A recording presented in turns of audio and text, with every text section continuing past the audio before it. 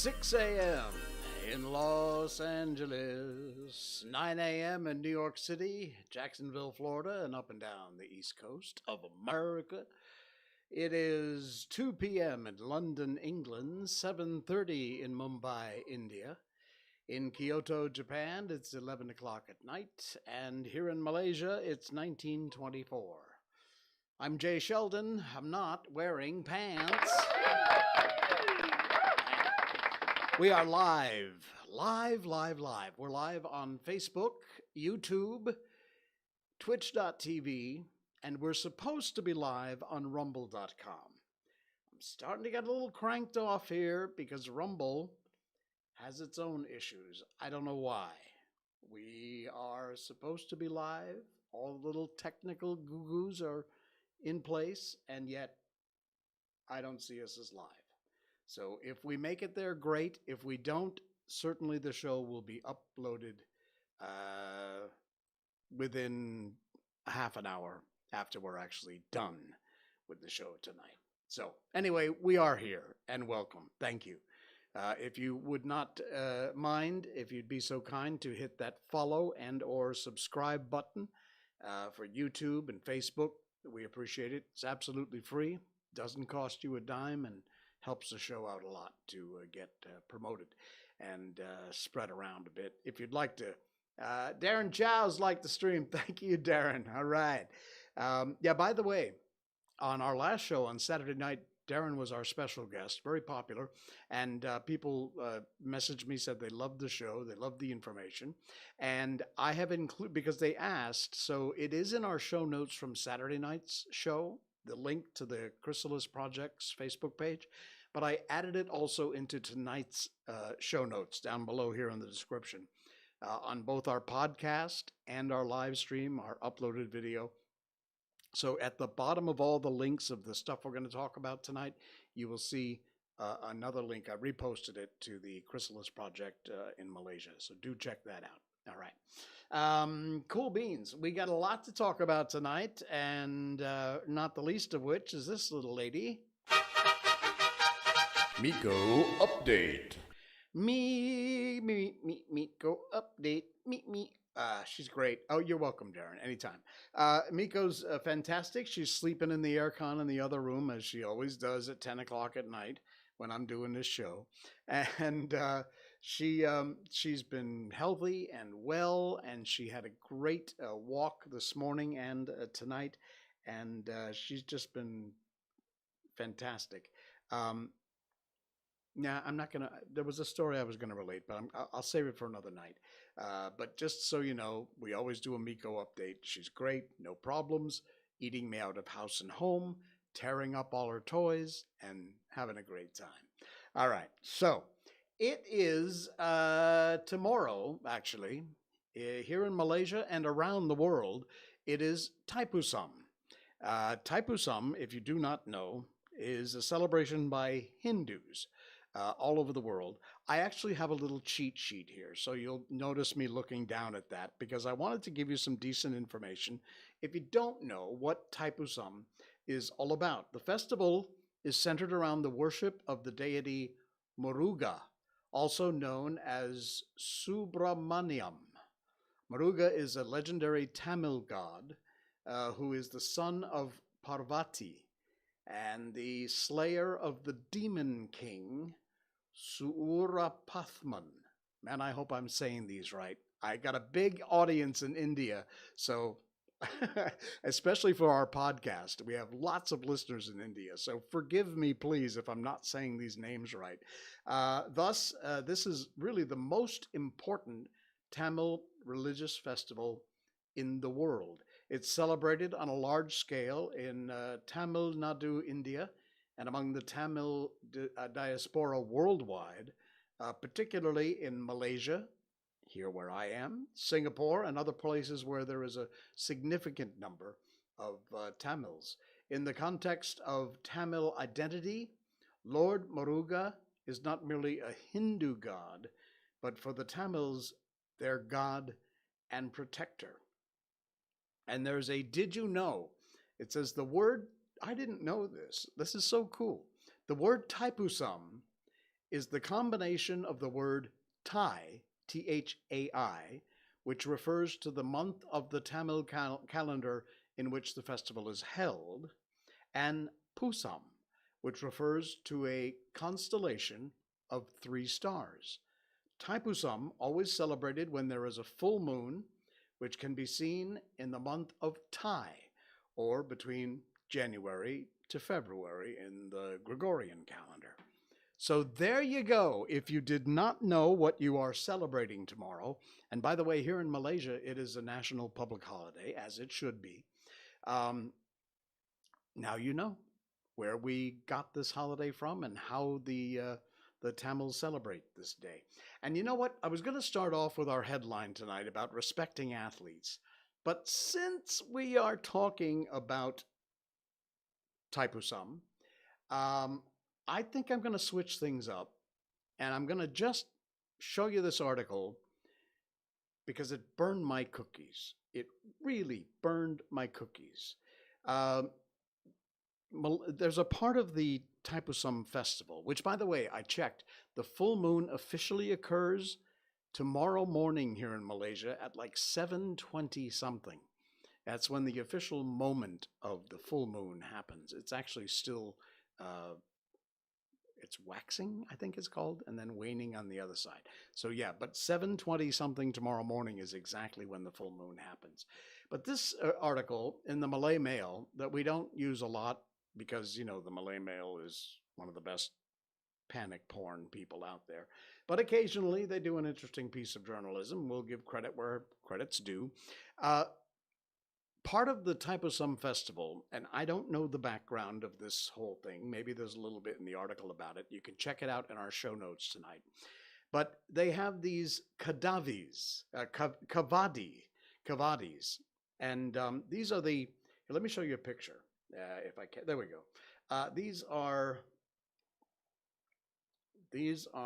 the kavadi makers and bearers in Ipoh with their completed kavadis in Ipoh, Perak on January 14th. Let's see here. The late announcement, there was an announcement by the government, whatever, that the kavadi processions would not be allowed during this year's Taipusam celebration. 2 days away! That's when they made the announcement. 2 days away from tomorrow. It's caught all the makers of the kavadis by surprise here in Malaysia, left them tens of thousands of ringgit out of pocket, a report said. The kavadi makers in KL and Ipoh, caught by surprise by the announcement that the kavadi processions would not be allowed this year because of the virus precautions. Temple committees had previously told them that the kavadi processions would be allowed. They had incurred losses of close to 25,000 ringgit, noting that Sri Subramanyar Temple in Batu Caves, Selangor, had towards the end of December last year said kavadi processions would be allowed, but without the accompanying drum performance, and in January allowed 200 kavadis to enter the temple with online registration. The temple had kept changing the registration dates until the last minute, finally managed to register 12 Mayil kavadi, or kavadi made of peacock feathers, only then to have the bombshell dropped by the National Unity Ministry. And it takes almost 7,000 ringgit to make a Mayil kavadi, and the process involves weeks and weeks of materials that are obtained from India. And there is a Lawrence Dev in this article, kavadi maker in Ipoh. About 500 kavadi makers in Ipoh worked tirelessly over the last 2 months, forked out about 40,000 ringgit to buy materials, hire workers, pay rentals for the store, and then suddenly get told in the last 2 days before the procession they weren't allowed. this is pure buffalo sandwich. You're going to make these kind of decisions that affect not only finances, but people's beliefs, their fast held religious beliefs and celebrations. Do it more than 48 hours before the damn celebration, huh? Have a little respect.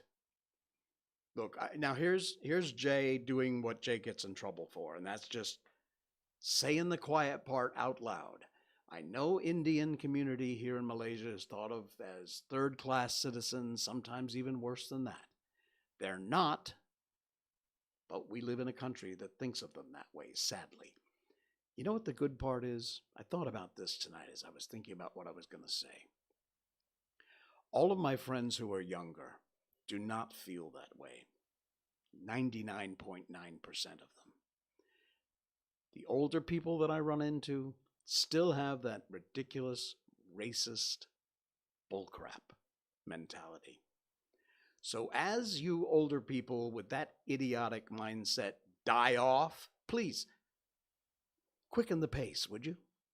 There is a generation of people coming up who respect each other, who are not racist. There's still plenty of them out there, but the majority that are eventually going to get older, take over, you're not, and good for you.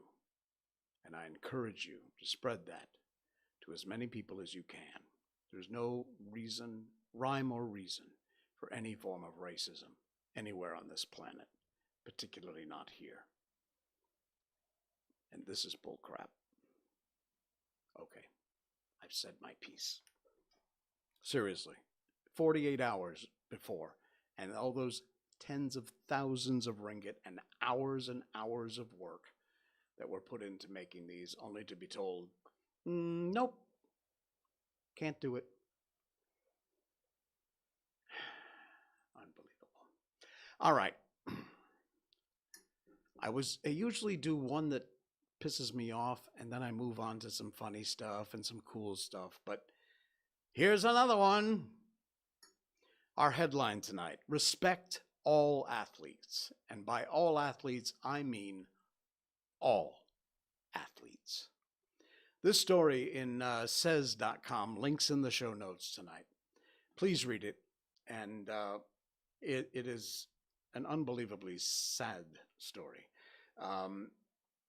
So check out this is Ko Lee Peng, former Paralympic swimmer representing Malaysia by the ASEAN Para Games from 2001 to 2005. She is a remarkable athlete. One of the finest Paralympic athletes the country has ever seen. Ko brought home 7 gold medals, and 3 silver medals during those 5 years. Decades later, she was crowned with the award of Penang's Best Paralympic Sportswoman in 2015. Followed were another 2 years and more awards. Penang Sports Council named her the Female Paralympian of the Year at the Penang State Sports Award in 2017. There she is getting that award. Brilliant, an amazing athlete. Despite the glory and all the recognition she brought all of her fellow countrymen here in Malaysia, the former Paralympic swimmer has been left to fend for herself on the streets. Wearing a Harimau Malaysia polo tee that our national athletes wear, she was recently spotted selling tissue covers on Bukit Bintang in KL, Kuala Lumpur, for those of you who don't live here, to support herself in her wheelchair. And according to Fadia, I hope I'm saying this right, Wahab, who spotted the 48-year-old on Friday, she was holding a torn-up laminated newspaper that carried a headline, Bekas Atlet Renang OKU di Chema. She consented to his tweets being quoted for this Says story, and shared that Ko first introduced herself, and when she noticed his partner trying to subtly look her up online, the resilient woman told them to go ahead and search her name on YouTube if they didn't believe who she was. There's more to this story. I'm not going to read the whole thing. Please do. I encourage you to check out this story in our link tonight down in the description in the show notes and read the entire article. It's a shame. Just recently, we've had word, too, that a number of our national athletes are getting reduced compensation monies. We need to take care of our athletes. We really do. They are, should be, and could be such an amazing source of national pride. And we need that. Here in Malaysia, we need something, someone, some people, some group to latch on to give us hope, to bring us the awards, to be proud of. We are proud of all of these people, whether they are Olympic athletes or Paralympic athletes. We've had world champions here, more than one, and we will have more. But we need to be doing everything we can. Look, I'm not a sports guy. I don't really follow sports. My life growing up was all about music and theater and arts and broadcasting. I never really followed sports. I had no particular interest in playing sports. But I recognize the importance of sports and athletes and what they can do to bring a country together. And amazing women like this one deserve to be supported. And I hope this country can do something to support, more support for our incredible athletes. That is a sad story. All right, let's move on. Let's lighten the mood a little bit. This is a quick one, but it's funny, and you'll see a link to it in our show notes. It's just an image, and I'm sorry if you're listening on our podcast, you'll have to check out the link in our show notes if you want to see what this is all about. You know the saying, you had one job? Okay, well, this is a variation of that. It's not my job.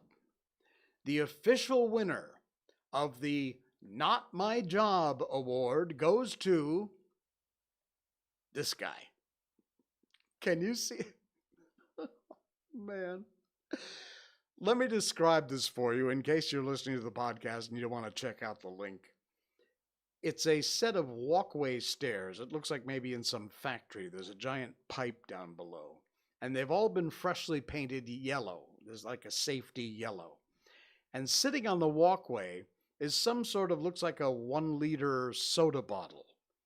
And whoever was painting the stairway left the soda bottle and just painted right over top of it. So there you go, the official winner of the Not My Job award. Seriously, folks. Honestly. I'm telling you. Never mind. People are stupid, really. Genuinely stupid. All right, what else have we got? Oh, this is a cool one. Check this out. I love this. You see that? You see this picture? Again, podcast listeners, sorry, check out the link in the show notes. It's in there. That is a picture of all the places where World War II fighter planes took hits. Now, this is not one plane that took all these hits, but what they did was they took and marked out all the different planes that were returning from combat missions, the places on the plane that got hit. And you can see there's a ton of red dots all over the outside of the wings, the middle of the wings, the tail, whatever that part of the wing is called, the tail rudder. No, the rudder's the top one. I don't know what the back one is called. But anyway, you can see here on the picture, all of these are hits that returning combat fighter jets were taking shots. Well, during World War II, fighter planes would come back from battle with bullet holes, and the Allies found the areas that were most commonly hit by enemy fire. They sought to strengthen the most commonly damaged parts of the plane so that they could reduce the number of planes that were shot down. So in all these areas here, they would strengthen these parts. A mathematician, Abraham Wald, pointed out that there was another way to look at the data. Perhaps the reason certain areas of the plane weren't covered in bullet holes was that the planes were shot in those areas and those planes didn't return. That insight led to the armor being reinforced in the parts of the plane where there were no bullet holes. Here, engines, cockpit, there's another place here, the middle of the airplane. So what they did was, instead of reinforcing the areas that were taking hits on the planes that did make it back, they reinforced the areas that didn't take hits. The story behind the data is arguably one of the most important than the data itself. Precisely, the reason behind why we are missing certain pieces of data may be more meaningful than the data we have. Brilliant! Brilliant thinking! Those were the ones that made it back, with the bullet holes. The ones that didn't make it back likely had bullet holes in other places. It's all how you think about things. It's all how you look at the data. Wow. All right. Hey, this is a cool article I found. I wanted to share this with you. And it is about Dr. Anthony Alexander Chong and his literary workshop. This is from a site called optionstheedge.com. Link again is in our description, in our show notes tonight. But a rather interesting article. I'm not going to share the whole thing with you. Please do. I encourage you to click over there and read the article yourself. Deaf activist Dr. Chong outlines plans for literary workshop that highlights Bahasa Isyarat, Malaysia. He's one of the 11 beneficiaries of this year's Christian Gettr Fund. And there is his picture. He is deaf. It was while setting up the writer takes a really interesting take on this. He or she, the person who wrote the article, said, while setting up the interview with deaf activist Dr. Anthony Alexander Chong, it occurred to me how much we take for granted and how mortifyingly unaware we are about the daily minutiae that can be difficult for people who are hearing impaired. Chong is exceptionally gracious about it all, but the effect of that initial exchange is permanently seared in our collective consciousness. While we may acknowledge the world can be difficult for the differently abled, we really have no idea what some of their day-to-day challenges are.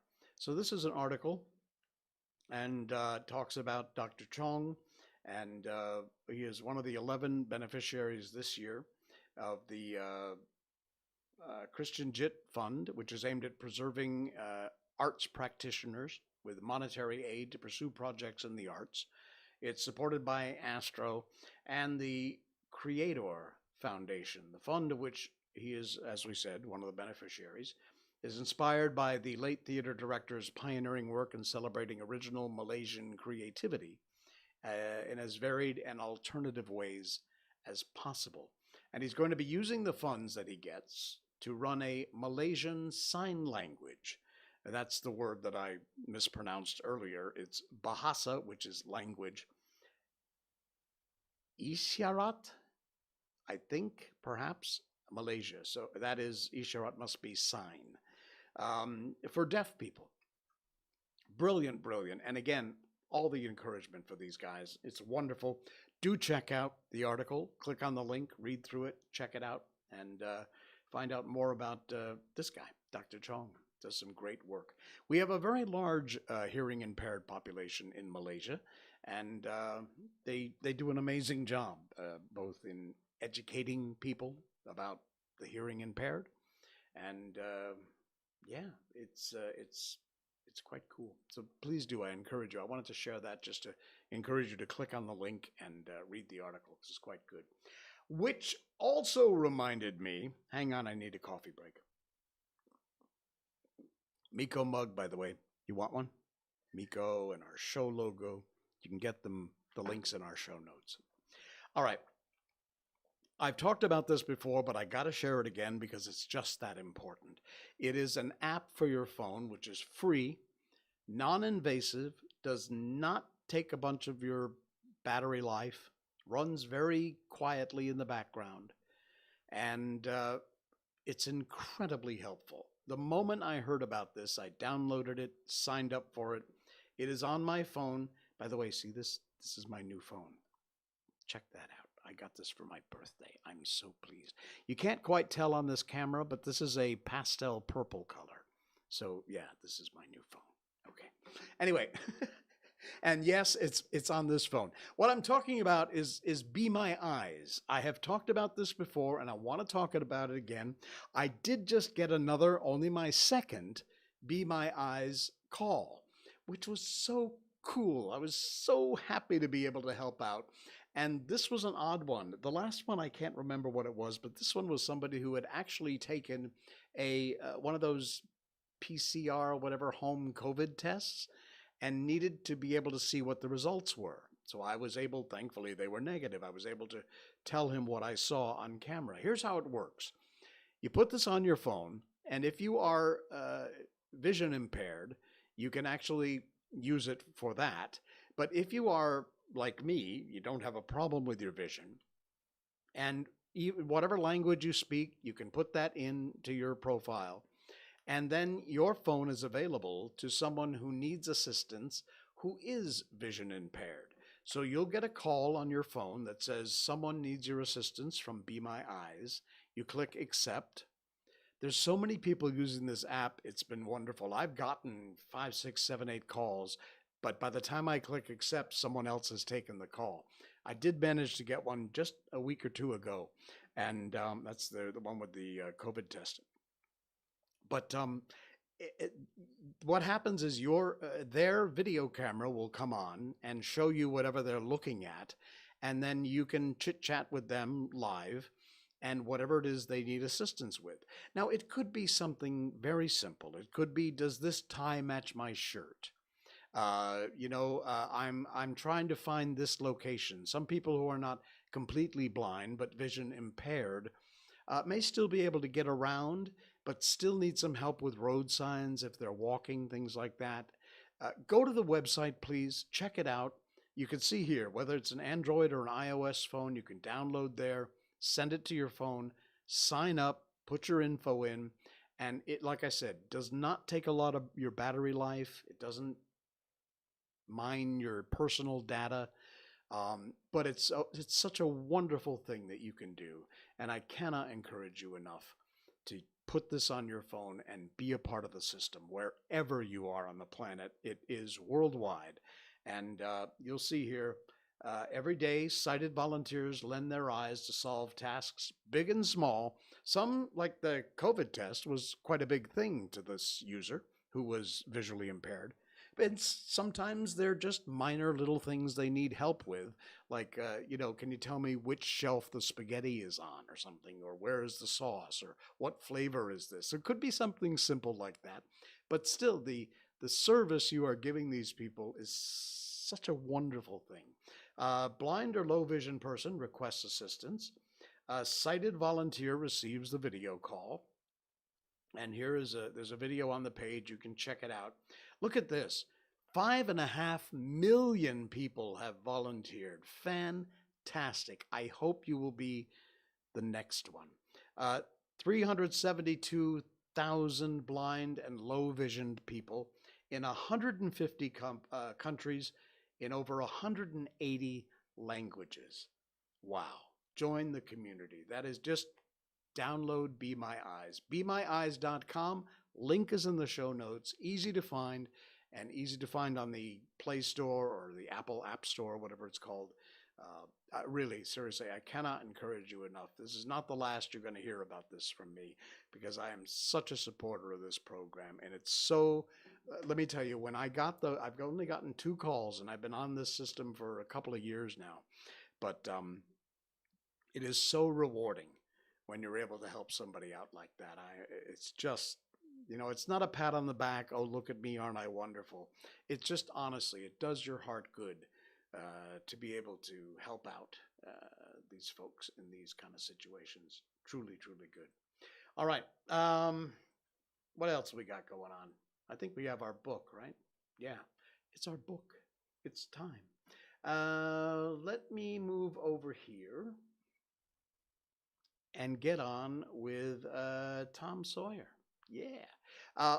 We left off, again, Saturday night. We had such a great time talking to Darren Chow about the Chrysalis Project. Links in the description again tonight. Please do check it out. But we did not get to our book, so we missed an episode. That's fine. We're going to pick it up right where we left off and keep reading. Was it chapter 6? We were about halfway through chapter 6. We get these books from the Gutenberg Project, gutenberg.org. They're all in the public domain. We have read from the very beginning, 166 shows ago or something, Alice in Wonderland, Peter Pan, The Little Prince, Wizard of Oz, Velveteen Rabbit. We've done them all. And right now we are doing the very long Tom Sawyer, at least a half a chapter a night, sometimes a whole chapter if they're a little shorter. But yeah, let's move over on and continue. As you know, Tom was on his way to school when he ran into Huckleberry Finn, and they did a little bartering and back and forth. And so he's finally made it where he was headed in the first place, and that was school. When Tom reached the little isolated frame schoolhouse, he strode in briskly, with the manner of one who'd come with all on his speed. He hung his hat on a peg and flung himself into his seat with businesslike alacrity. The master, throned on high in his great splint-bottom armchair, was dozing, lulled by the drowsy hum of study. The interruption roused him. "Thomas Sawyer!" Tom knew that when his name was pronounced in full, it meant trouble. "Sir?" "Come up here. Now, sir, why were you late again, as usual?" Tom was about to take revenge in a lie when he saw 2 long tails of yellow hair hanging down a back that he recognized by the electric sympathy of love. And by that form was the only vacant place on the girl's side of the schoolhouse. He instantly said, "I stopped to talk with Huckleberry Finn." The master's pulse stood still, and he stared helplessly.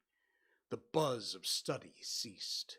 The pupils wonder if this foolhardy boy had lost his mind. The master said, "You did what?" "Stop to talk with Huckleberry Finn." There was no mistaking the words. "Thomas Sawyer, this is the most astounding confession I've ever listened to. No mere ferule would answer for this offense. Take off your jacket." The master's arm performed until it was tired and the stock of switches notably diminished. Then the order followed. "Now, sir, go and sit with the girls, and let this be a warning to you." The titter that rippled around the room appeared to abash the boy, but in reality the result that caused rather more by his worshipful awe of his unknown idol and the dread pleasure that lay in his high good fortune. He sat down upon the end of the pine bench, and the girl hitched herself away from him with a toss of her head.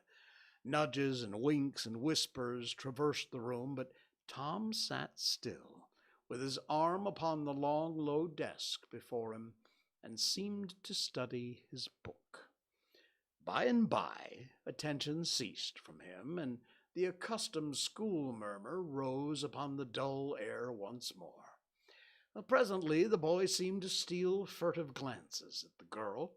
She observed it, made a mouth at Tom and gave him the back of her head for the space of 1 minute.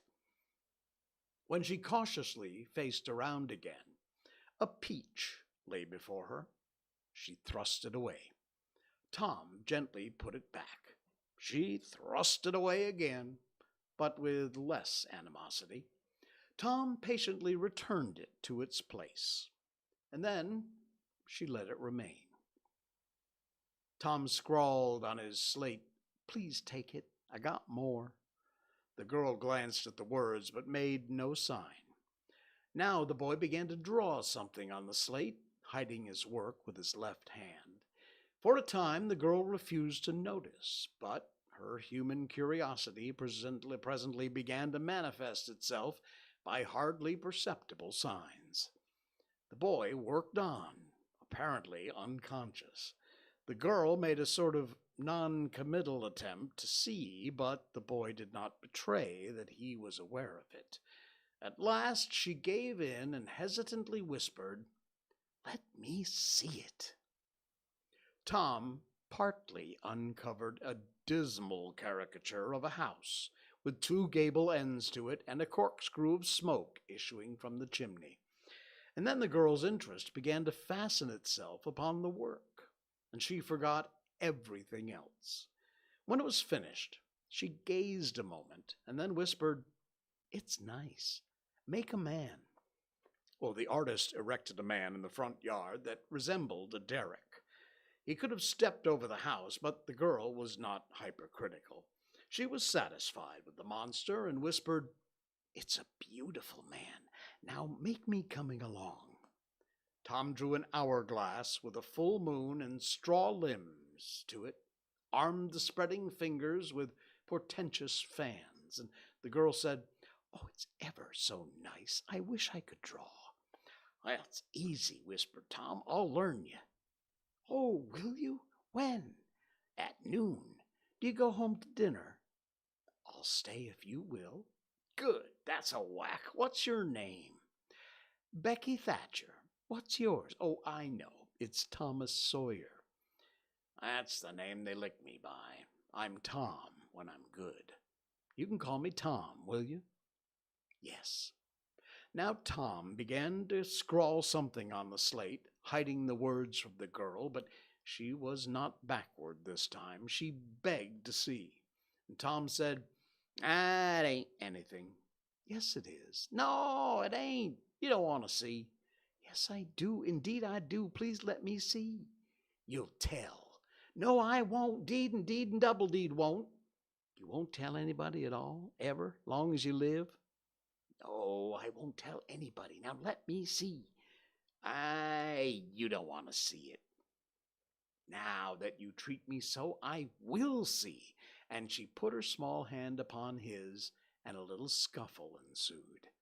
Tom pretending to resist in earnest, but letting his hand slip by degrees till the words were revealed, "I love you." "Oh, you bad thing!" And she hit his hand with a smart rap, but reddened and looked pleased nevertheless. Just at this juncture, the boy felt a slow, fateful grip closing on his ear, and a steady lifting impulse. In that wise he was borne across the house and deposited in his own seat until a peppering fire of giggles from the whole school. Then the master stood over, during a few awful moments, and finally moved away to his throne without saying a word.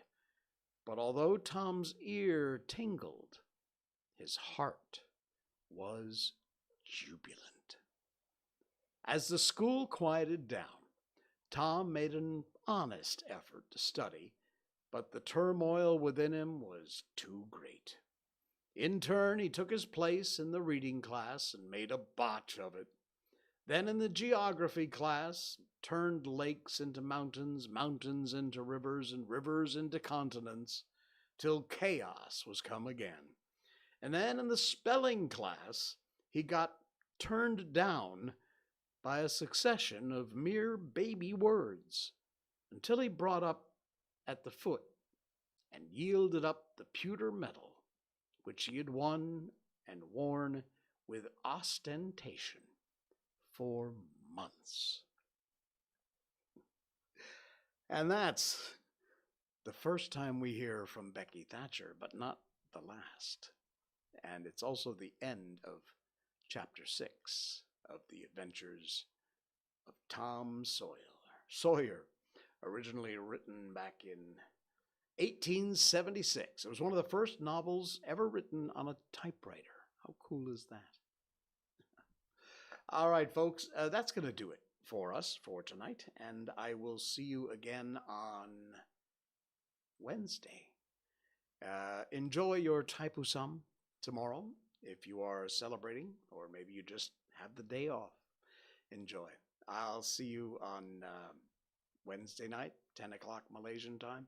Please follow us on Facebook, twitch.tv, rumble.com. You can subscribe, and also on YouTube subscribe.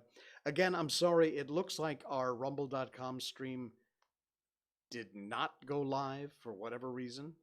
But if it's not, we'll get the video uploaded up there as soon as we get it edited up. Be about a half hour from now. All right.